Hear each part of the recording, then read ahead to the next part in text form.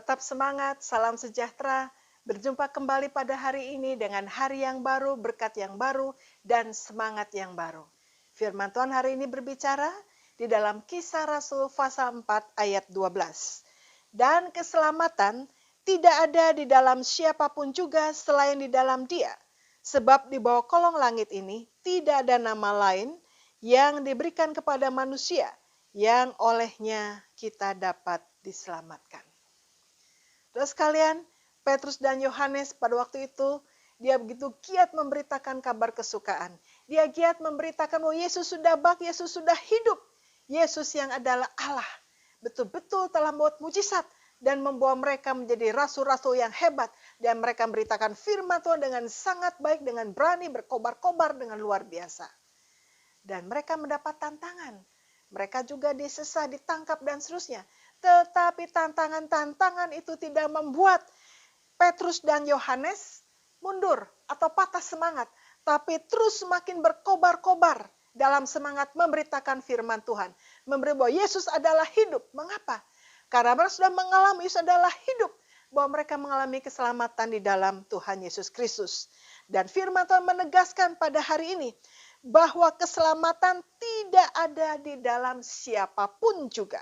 Maksudnya adalah tidak ada satu orang pun dalam dunia ini yang dapat menyelamatkan manusia. Dan ingat, ada 5K ya, bahwa nubuatan dalam Alkitab sudah 80%. Tinggal 20% yang belum digenapi. Yang 80% yaitu kelahiran. Ya. Setelah kelahiran apa? Kematian, kebangkitan, kenaikan. 4 poin ini sudah digenapi. Tinggal satu yang belum kedatangan Tuhan yang kedua kali. Nah, kita ini menantikan kedatangan Tuhan yang kedua. Nah, selama kita menantikan kedatangan Tuhan yang kedua, apa yang harus kita buat? Ya, buat seperti apa? Petrus dan Yohanes, beritakan keselamatan. Bahwa dalam dunia ini tidak ada keselamatan di bawah kalau tidak ada selain di dalam nama Yesus Kristus, anak Allah yang hidup. Jadi tidak ada dalam siapapun yang pertama, tidak ada dalam siapapun. Sekali lagi, tidak ada dalam siapapun. Artinya adalah tidak ada siapa-siapa lagi manusia di dunia ini. Hanya Yesus yang kelahirannya dinubuatkan dengan benar dan ajaib. Kematiannya, cara matinya, kebangkitannya digenapi dengan luar biasa. Tidak ada siapapun seperti Yesus yang hal-hal tadi dinubuatkan. Tidak tokoh dunia satu kali pun atau satu pun tokoh dunia yang dinubuatkan seperti Yesus. Jadi tidak ada siapapun, hanya Yesus yang dinubuatkan sedemikian rupa. Dan yang kedua, di kolong langit ini tidak ada kejadian seperti itu. Ya. Di kolong langit, jadi hanya Yesus yang kejadian itu.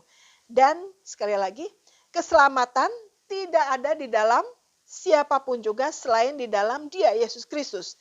Sebab di bawah kolong langit ini tidak ada nama lain.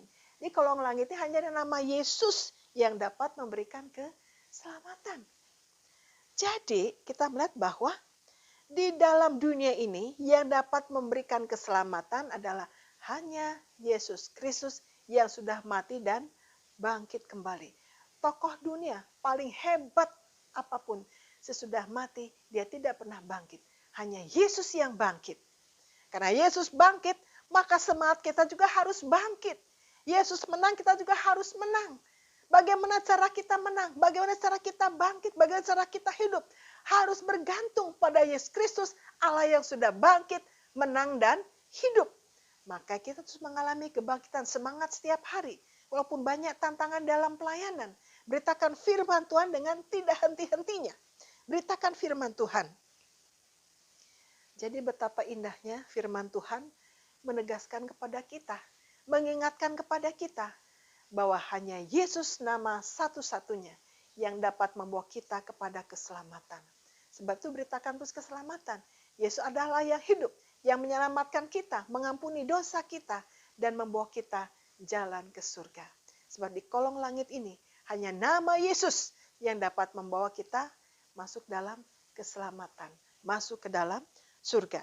Nah, sebab itu, supaya kita mengalami hal-hal yang sangat indah, masa depan yang indah, Maka mari kita sambut dan terima keselamatan di dalam Tuhan Yesus Kristus. Setelah kita mengalami dan menerima keselamatan di dalam Tuhan Yesus Kristus, mari kita beritakan keselamatan. Beritakan keselamatan itu juga lewat kesaksian hidup kita. Lewat kata-kata kita, doa, dana, semuanya. Kita harus betul-betul dengan sungguh memberitakan bahwa Yesus adalah hidup yang dapat menyelamatkan manusia. Yang dapat membawa manusia masuk ke dalam surga. Yang ketiga, harus menjadi saksi yang hidup. Jangan kita bicara firman Tuhan, hidup kita tidak sesuai dengan firman Tuhan. Saksi hidup adalah betul-betul kesaksian kita hidup, iman kita hidup, doa kita hidup, pelayanan kita hidup, dan kelihatan sungguh-sungguh sebagai orang Kristen yang baik, yang betul-betul baik, bukan pura-pura baik, tetapi sungguh-sungguh baik. Karena apa? Tuhan sudah mengubah kita. Setelah kita mengalami keselamatan dalam Tuhan Yesus Kristus, harus ada perubahan dalam hidup kita. Terus semakin disempurnakan dalam Tuhan. Mungkin kadang kita gagal, tapi kita terus datang pada Tuhan. Menjadi saksi yang hidup yang luar biasa. Sehingga kalau kita sudah mengalami keselamatan dalam Tuhan, kita hidup iman kita, hidup semangat kita, maka kita akan berkobar-kobar. Seperti Petrus, seperti Yohanes berkobar-kobar di dalam memberitakan kebangkitan Tuhan Yesus dan memberitakan kabar kesukaan, memberitakan bahwa Yesus adalah satu-satunya juru selamat. Itu mari kita kobarkan kabar keselamatan ini, sebarkan kabar keselamatan ini, bahwa Yesus adalah Allah yang hidup, yang sudah bangkit dan menang, dan sudah mengampuni dosa kita. Amin. Jangan lupa kobarkan firman Tuhan. Jangan lupa beritakan firman Tuhan. Jangan lupa beritakan Yesus Kristus adalah anak Allah yang sudah mati dan bangkit kembali, hidup dan menang, dan sedang menyediakan tempat kita di dalam sorga. Amin. Tetap semangat beritakan firman Tuhan. Yesus adalah Allah yang hidup. Amin. Tetap semangat. Haleluya.